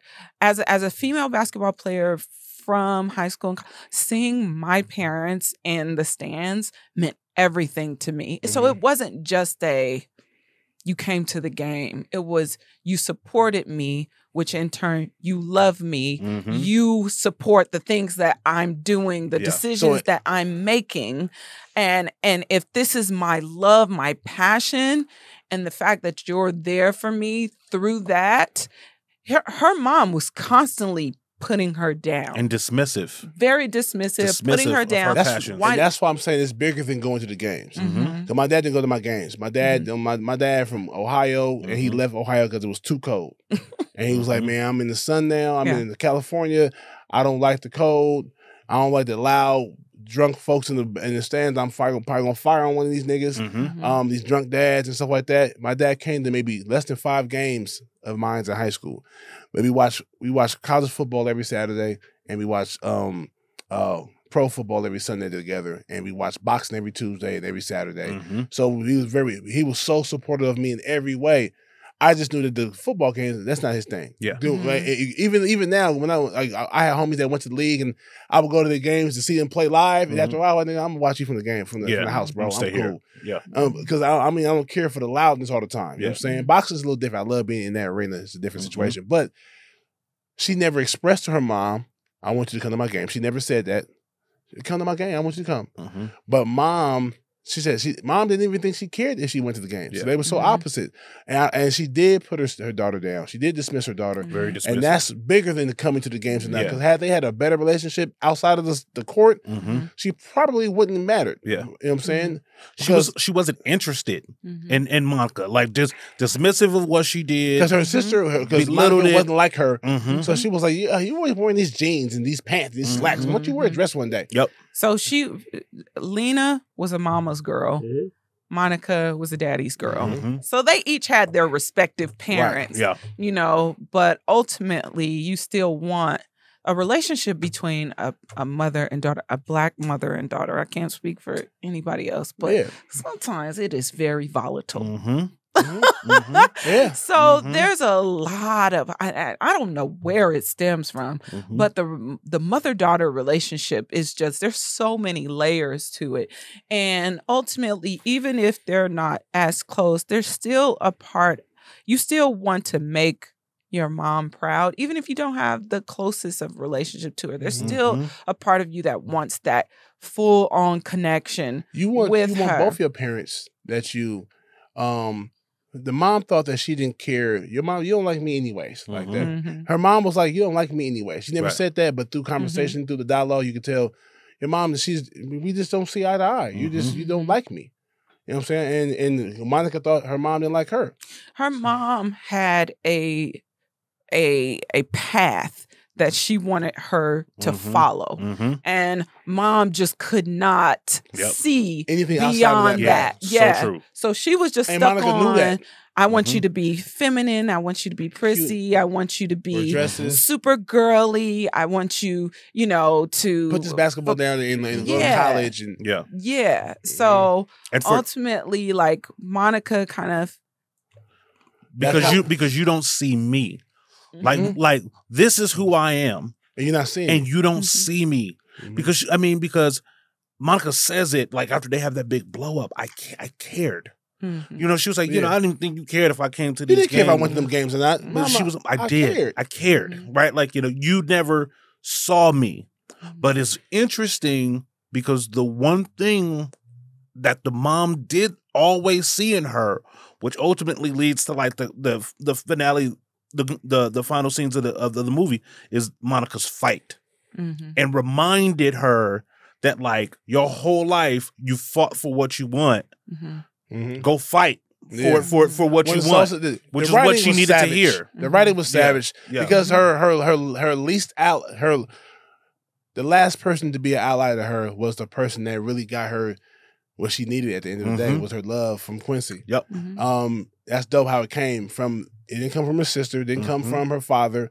It came from her mom. The most passive person that she knew. She looked at her mom as weak, as a buster. But it was so good because after Tyra Banks shows up and kind of like jumping ahead. Damn it. But the way Quincy had the baddies. Always. With the sad face though. You know what I mean? Like that nigga never was happy. After Bob said that shit, even at the end of the movie, like when he with the baby, he's like, this nigga need a therapist. But like the way he need his daddy. That's what he need. Need to go holler at Zeke. Get your dad back, bro. And go ahead. The way the mom was looking out the window and seeing what was going on. And when she tells Monica, I think he could do better. It's almost the first time of her like stepping out of that comfort zone. You know what I mean? Like, and a tenderness and an appreciation and finally seeing her daughter, right? Like seeing her daughter is in pain and distraught and choosing to act and intervene. It's a beautiful scene because what I love about it is that the mama never stopped being the mom. Like even in those moments, she's unapologetic for who she is. Right. I am prissy. You know what I mean? But finally, go do what you need to do. She said, what do you want me to say? Go beat up the girl? Or go have sex with him or something? 'Cause I'm not going to say that. Right. It's just like, and I was thinking like, what did she want her to tell her? Like at this point, like, she's like, what should I do? He's getting married in 2 weeks. Like, he could do better. And I knew that it was so beautiful because that was, for me, a first time that I felt that she felt her daughter was truly beautiful and amazing. And deserving. Yeah. So it's like, oh, you think he could do better than this supermodel, prissy, feminine girl that you've always wanted me to be. Such a good point. And now you see me as being better than what you've always kind of had me to be. I turned out better than how you expected me to be. Yep. That is such a fantastic point because you're right. Everything that the mom would have wanted from Monica was right there in Tyra Banks. She was prissy, she was dressed, she was nails, she was hair, she was makeup. And in that contrast, like, sees that, like, nope, like, my daughter is the one. My daughter isn't that, right. but you are. Yeah. You're better. You're better. For him. For him. That's dope. She's been watching Quincy grow up her whole life. His whole life. The mom has. That's dope. So he's probably like another son. Oh, yeah. So she would be protective of whoever he decides to date. He could do better. That's like the mama talking about her son. Yeah. He could do better. Mm-hmm. You know what I'm saying? So that was a beautiful moment. That was great. There was so many beautiful moments in this movie. That's crazy because the basketball portions weren't the beautiful moments. No. Even though I did like the part when she was at high school and she was and she fouled out. And she cried. That was a dope scene. I love that scene. I felt that scene for sure. I loved it when she was working on her game. You know, she was in the gym. The other person that needs therapy, you know, because is Sid. Sidra? Yeah, Sidra probably laying on a couch somewhere like, don't lose your spot to a freshman. I thought she was going to say something more poetic. And then she said that. I was like, oh, girl, you got hurt. Like, that was a big deal. But some people, we don't know what her house looks like at home. It was probably really basketball was probably all she had. Yeah. You know what I'm saying? And I don't know if you ever felt like been the senior or been the junior just about to start in your senior year and this freshman come in and he nice or she nice and you see, oh shit, she better than I was as a freshman, so it's only a matter of time but she's gonna be better than me in the next But if you got your spot and you confident in your spot, getting scared and like that, it served her right that she ended up getting deserved to be injured because it's like if you so worried about me, then bitch, work harder. But worry about being better than me. Worried about being better. Yeah. Don't be like, never let a freshman take your spot. Bitch, you got hurt. So I gotta take your spot because you hurt and the other bitch got pregnant. So what you want me to do? Here's the other thing to consider before we get into the awards. The other thing to consider is for where women's basketball was at that time, there was no something else. Right? Yeah. Like, you know, like the European game is just kind of showing up. There's no WNBA. Right. So like losing her spot is like losing her love of basketball. That's such a big deal. Like if I'm not playing, if this is over for me, there's nothing else for me to do. Nowhere else for me to go. That's a great point. Right? Because like the WNBA it wasn't there. Was just getting started. I remember when they was first giving away tickets to the WNBA. They was giving them out to go see the Sparks. And in the timeline in the movie, there is, remember, she goes and plays overseas, and she does that for a couple of years. Then she comes back, gets a job at the bank. Right? Like, there was no WNBA. Nah. And I remember that first season of the WNBA. Like, a lot of them chicks was grown. Like the rosters was not filled with 100%, you know, college seniors. Right? Like, it was 33-year-olds. Coming back out of retirement. To hoop. Right? Like, you know, old grizzled jobs. Okay, so let's talk about too young to let's talk about the final scene scene before we get into the awards. Yeah, we gotta talk about the final scene. The final scene. Okay. So like they break up from college. He joins the NBA. He flops. She there's no WNBA for her, so she goes overseas to play. She runs into Sidra. They play. She beats her. And now after years of playing in the overseas, she comes back home. Now basketball's done, and she's gonna be fucking accountant. She's working at a damn bank. Working at her daddy's bank. At her daddy's bank. And now she's single, working at the job she hates, wearing heels that she can't walk in. And goes to CQ in the hospital, who comes off the bench, you know, tears his ACL, goes to visit him in the hospital after not seeing him for years. 5 years. Sees Tyra. And he then, always it was Ebony first, now it's Tyra. And then decides Tyra looked up like, oh hi. Ditzy. Everything. Like what's so funny is that Tyra never saw the L coming. I wish they would have had a transitional scene. Never saw the L coming. She didn't deserve the L, bro. She didn't deserve the L. She didn't deserve the L. She was very. They showed that she should deserve the L. How? Because he was trying to. It was just one scene that they insinuated that she was not a supporter of his when he was trying to bring his, I think it was his. Oh, was she looking at them through the window? And he was trying to bring like a trophy or? And she's like, no, not that. Not that. So it wasn't that she wasn't supportive, but she wasn't a good fit. It was she wasn't them a good insinuating she wasn't a good fit. Yeah, and she didn't see the L coming. She didn't see. She was blindsided. Yeah, thought like she was like, hold on, wait. We're engaged to be married in 2. We're gonna be married in 2 weeks. Ain't no way this homely thing. Yeah. You know, but little did she know, Monica wanted to play her for the. She shouldn't let that nigga stay the night at his house. Yeah, Ooh. yeah.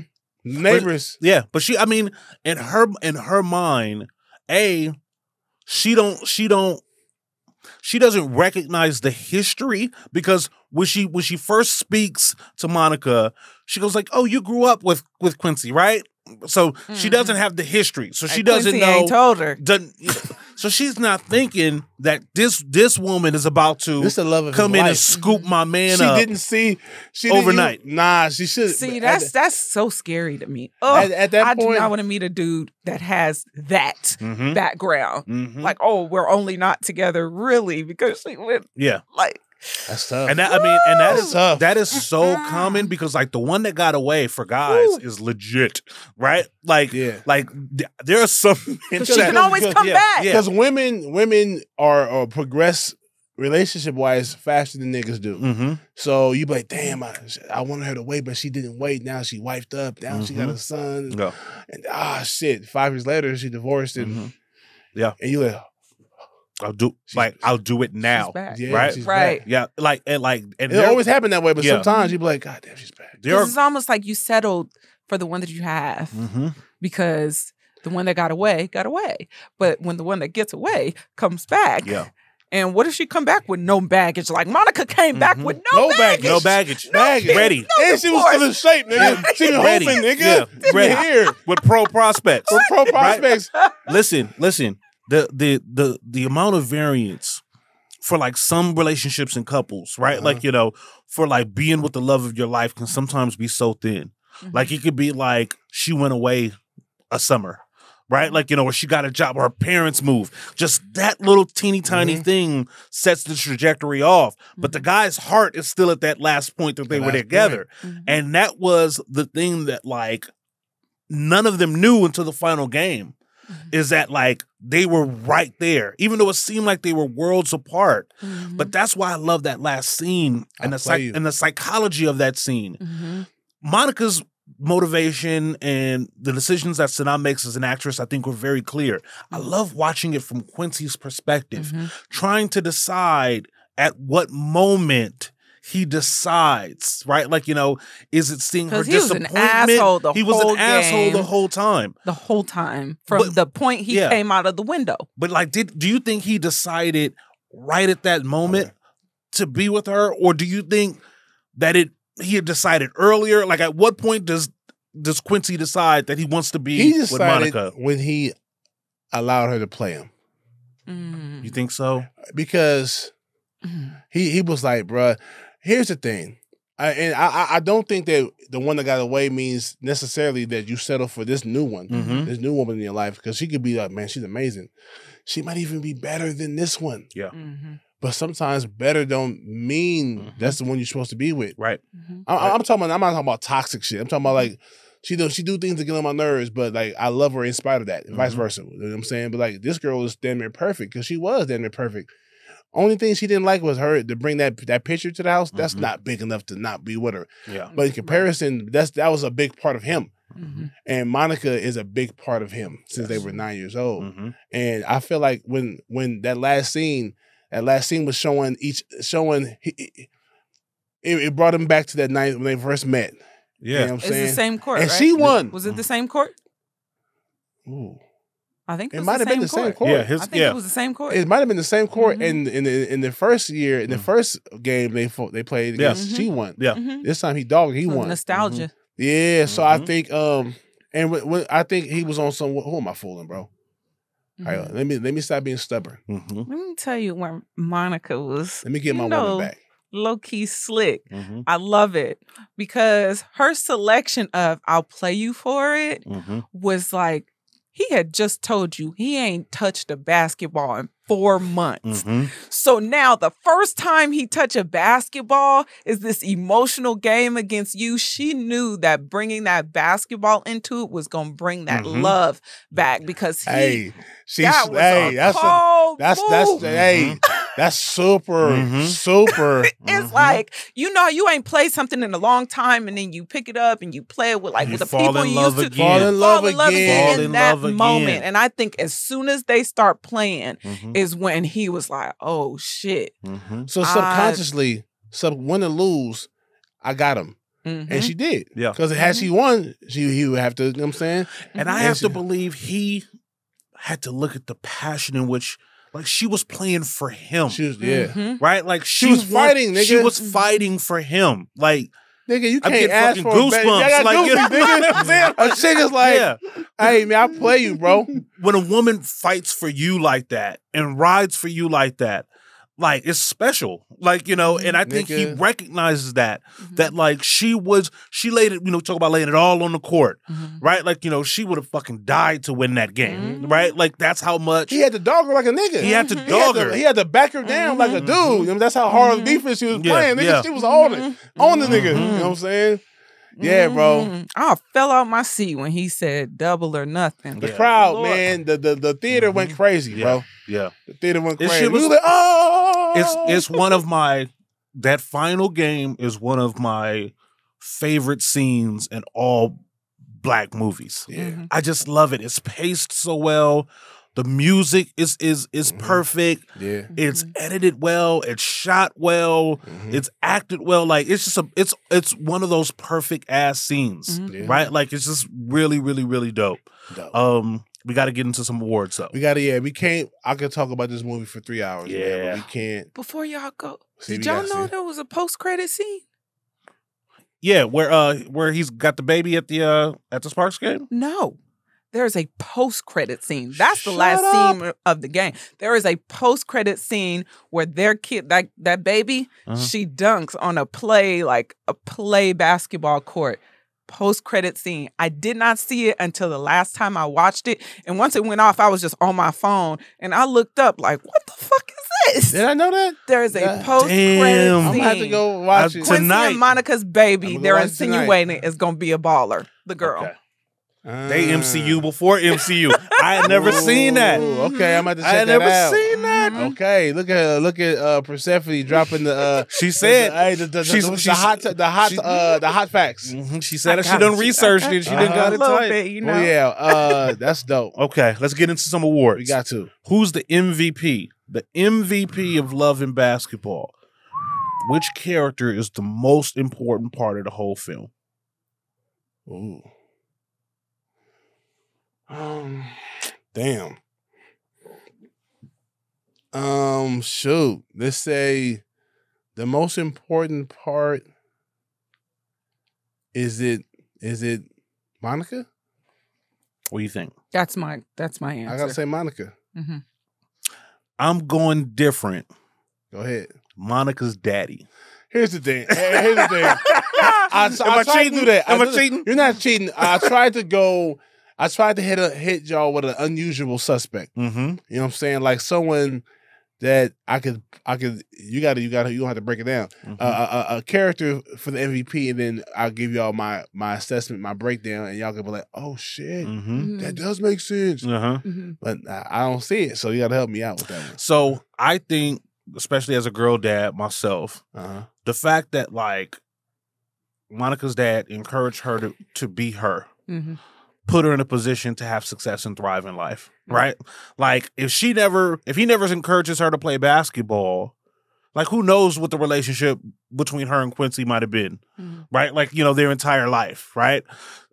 She might not, you know, she might have been uncomfortable in her body and her image and herself. She might not have done all these things. So I think the fact that like, even though his wife probably wanted, and maybe even like in quiet hours suggested that he raise her differently or encourage her to do different things, he supported her and let her be her. And ultimately, it meant the most for his life. So if he doesn't do that, she doesn't become the Monica that you guys believe to be the MVP.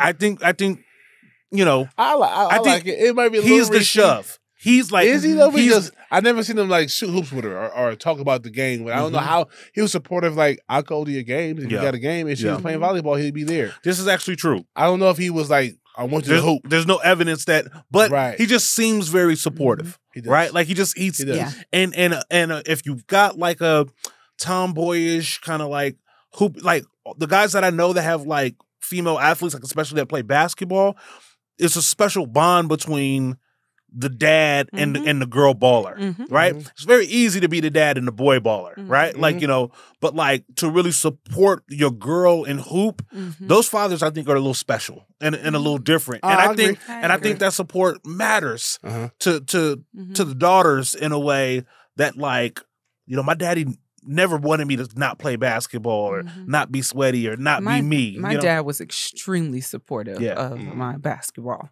Oh. He was at all the games. He was out there with me shooting free throws, you know. He was like proud. he was telling me, like, get off the phone. I'm 16. He's like, get off the phone, go out there. You should be shooting hoops. You know, like he really, really, sometimes it even seemed like his passion for basketball was stronger than mine, you know? And so he was very, very, very supportive of me playing basketball, but I also had that passion. And the reason why I say Monica is, can I go into my and it's very, it's kind of short and simple. I feel like even without the support of her dad, it may have pushed her even further into the passion of basketball. Because sometimes it don't matter who, you can have no supporters and you go on hard. It's gonna make you go she was that type of girl, young lady, to go even harder. And I think throughout the film, we just saw her fighting tooth and nail for love, for her spot on the court. Respect. She wasn't the best, you know, at what she had a passion for, which makes things so much more difficult because you're trying to, like, you're just barely getting there. Like you may not be the most feminine or pretty that he can choose to be with, but you know that you love him. You know that you will be a good woman for him. But does he fully know that? Yeah. You don't know, because he's constantly looking at his other options, you know, with mom constantly fighting her back and forth for her love and her support, you know. So I think ultimately you see her fight, and in the end you see her get tired. Yeah. You know, she gets tired, but then you see other people start to fight for her. Such a great point. And that in turns pushes her to become who she always wanted to become. And honestly, she looked more feminine in the WNBA than she did the entire movie. Yeah. So I wonder if there was that fight from mom that pushed her to. You can see the relationship with her mom probably in her last scene with the way she had the ponytail and all that. Her relationship with her mom is probably much better than it's ever been, and you can probably see it in her. She's real quick. We never talked about how soft and happy she was in college when she was with Quincy. Yes, because she was very hard. The first quarter of the movie, and when she got her dude, how sexy she was, still playing how light she was, how good of a girlfriend she was. That was dope. And then things went back to normal when he left. She went back to this being hard. I changed my vote. I vote Monica. And I think it's so important because what this movie does is it tells women that you can have both. And I think it's important that she can have both, that she can have a family, that she can have a husband, that she can have children, and she can have her passions, her career. Because so many times they make women choose. Yeah. Right? You can be this or you can be that, but you can't have it all. And I think earlier in the movie when they made the comparison, when they're in the car and she's talking to Quincy and they're talking about like how she's like, I'm just a baller. You know, like, you know, when you do it, like, you know, you've got passion. But when I do it, like, you know, I'm a bitch. So I love the fact that, like, you know, she fought and she won and she did get it all. Yeah. Boom. LVP, least valuable. Shawnee Easton. I love you though. Don't get it, man. Back then, even now, you're beautiful. But like back, like, man, Gabrielle Union, when she was Shawnee Easton, I said, oh man, well, he not gonna smash that? Yeah. Come on, man. Yeah, you couldn't pull that down. She wanted to give it to you. Yeah, she fumbled the bag. She fumbled. Too thirsty. She fumbled the bag. She was too thirsty, man. Yeah, like was like, you know, every now and then, like, you know, niggas be like showing off before they get into the end zone. You know what I mean? And then drop the ball like before they cross, like, you know, the goal line.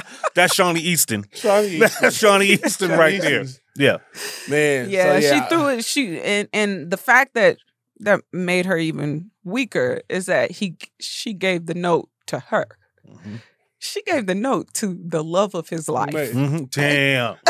And she's so unassuming. Yeah. She's so unassuming. Like she's so arrogant and thought that this chick had no clue. Right. This is the little homie. Yeah. I'm like, yeah.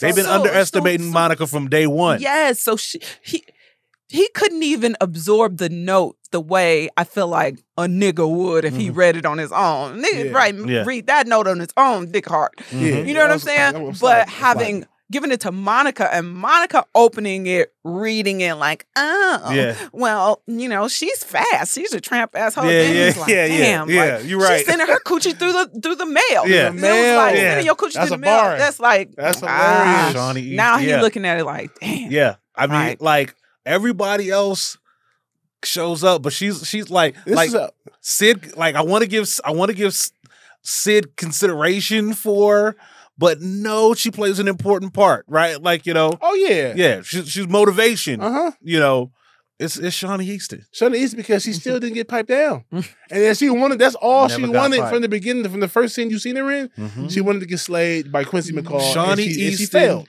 could have been like Zeke's wife.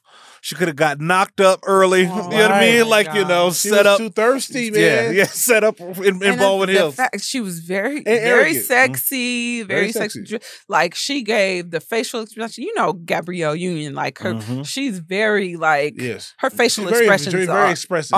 and they're really telling. So Very strong. you know, Yeah. she can be very seductive, and she was, and it looked like she gave him that. You know, at the dance, so it's like okay, it's definitely going down. So Yep. Overacting award. Overacting award. Ooh, overacting award. Hey man, this is very well done. This film. Damn. It's Quincy. When? Just the whole fucking movie. Like when he was doing too much, Yeah. talking about you should have been there for me. Okay. I had- Let me modify it.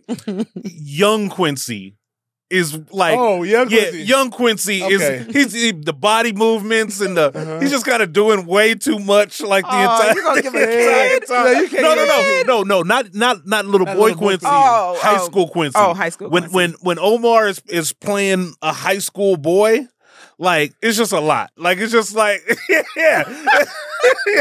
just a lot. Yeah. the overacting when he was trying to play basketball. Nah, I feel you. But because I feel like most people did a great job acting. We'll give it to Quincy because on that court he looked crazy. Yeah. On that court he looked Yeah, crazy. he did a bit much. Yeah. Okay, we got to get into the fists. The fist. Boom. What do you think? How many fists do you give Blackbusters on a scale of Blackbusters? Love and Basketball on a scale of 1 to 5. 5. That's a goofy way of doing it. Yeah. 5 Yeah, fists. yeah. I was like, Five. which We finger's We coming jumped next? around. Yeah. I realized We jumped around. Like a Tarantino movie. That shit is. yeah, 5 fists. Yeah. I feel like the story was dope. The acting was dope. It was directed very well. Yep. And I love how they did. It was like all 4 quarters, right? Mm-hmm. Each quarter was a portion of the film. Very clever, and it ended the right way.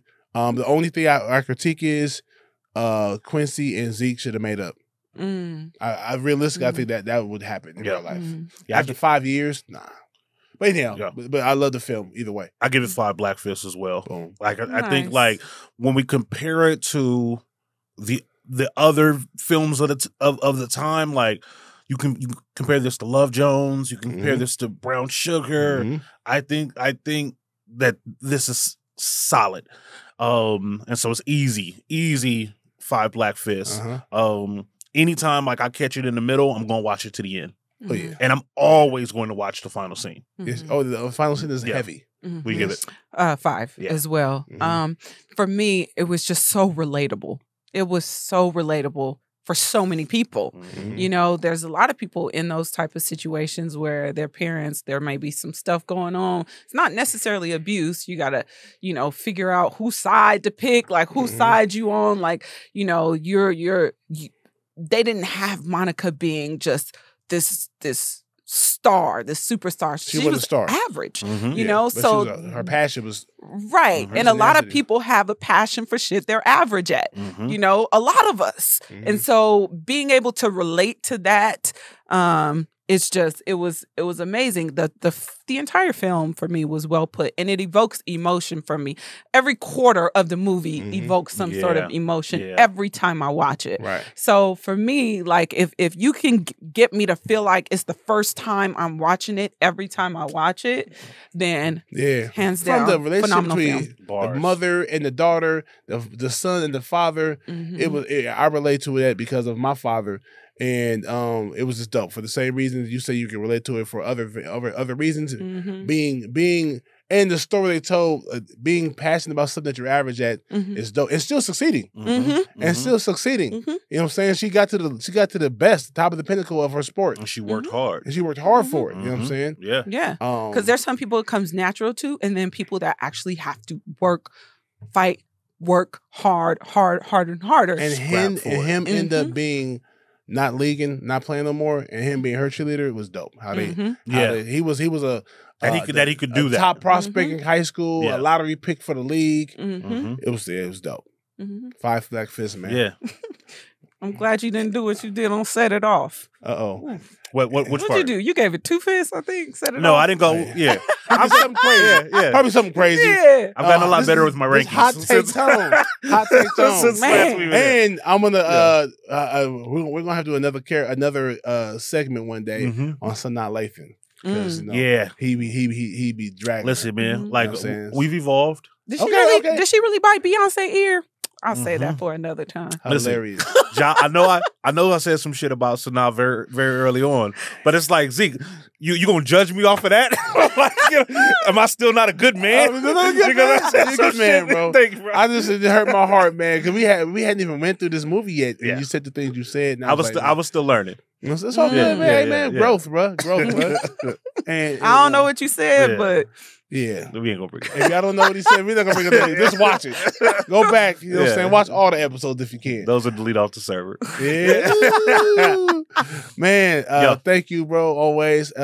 Sister Persephone. Thank you. thank you for Thank having you for me. blessing Thank us you. again. And just real quick, I'm gonna say that I know we way past time, but she's here because she can actually hoop. Mhm. And I don't know if you guys follow her, I'm sure you guys do.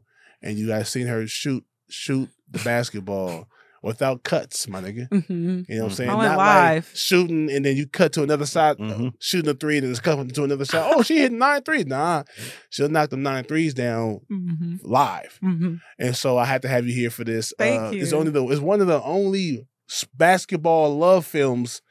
Mhm. And so I said, no, we gotta have. So we waited. Yeah. We waited a few weeks Yes, to thank get you you here so for that. much. And thank you for showing. I showing love up with this your movie thing. so much. I'm so happy that you guys selected me for this Yeah. one because I wanted to come back from the first time I was here. So Yeah. having me back for a movie that I absolutely am just head Persephone over was heels like, for. Play for the pod. I play for that spot. You gonna give Yeah. who? You Yeah. who gonna be a guest? Yeah. I'm gonna be the guest. Yeah. I'll Play play for you. the spot. That part. I don't even think I want to do that. I'll fuck around and lose.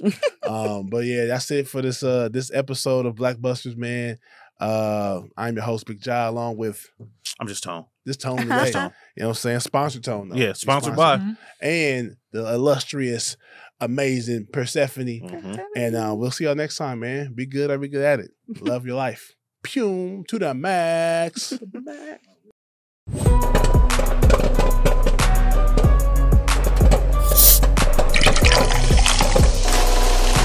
Blackbusters.